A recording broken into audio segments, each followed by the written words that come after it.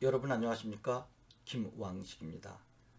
어제 2020년 10월 25일 삼성그룹 이건희 회장이 별세하셨습니다.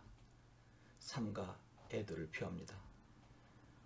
돌아가시자마자 어제 제가 여러분들에게 이건희 회장이 살아생전에 남긴 편지를 읽어드렸습니다.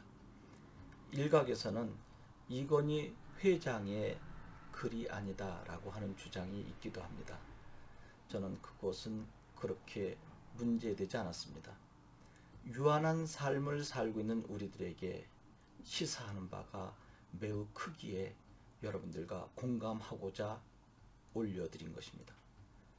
오늘은 이건희 회장이 평소 이야기했었던, 즉 어록이라 할 수 있는 몇 말씀을 여러분들과 함께 생각해 보려고 합니다. 항상 위기의식을 가져야 한다라고 했습니다.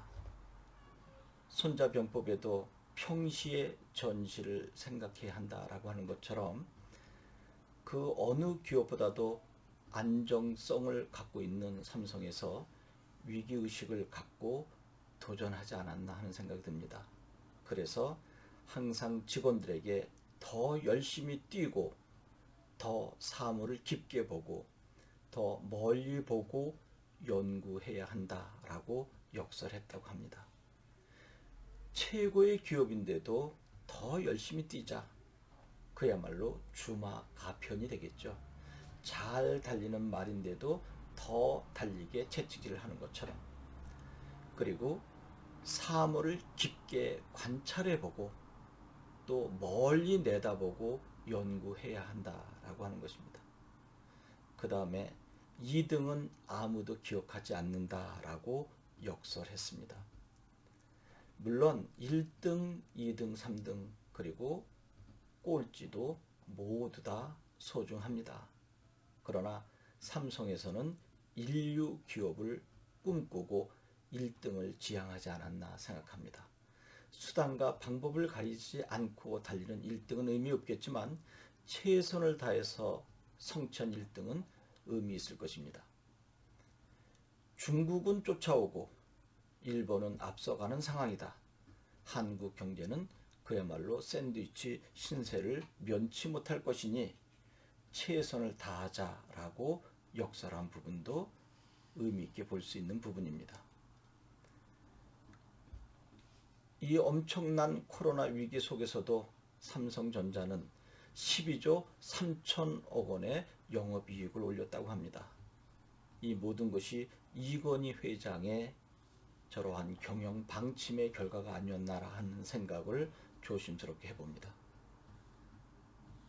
그리고 또 우리를 압도하는 이야기가 있습니다. 승자와 패자는 누가 먼저 고정관념을 깨고 변화를 정확히 알고 받아들이냐에 달려있다라고 했습니다.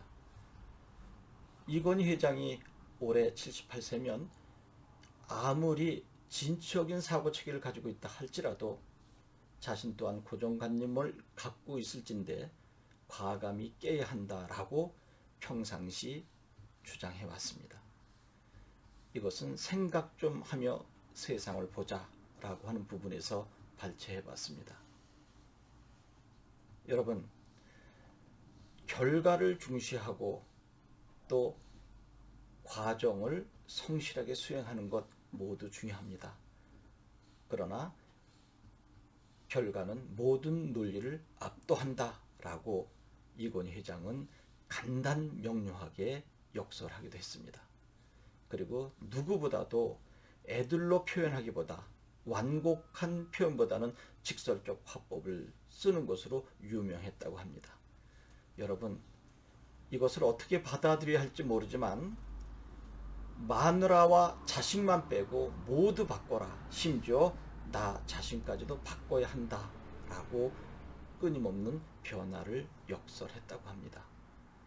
이렇게 만들어진 삼성은 그야말로 천재 1명이 10만 명을 먹여 살리는 기업이 되지 않았나 하는 생각이 듭니다.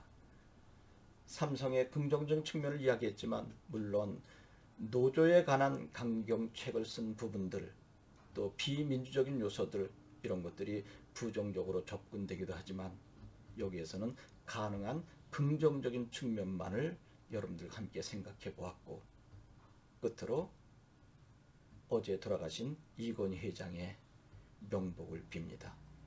여러분 고맙습니다.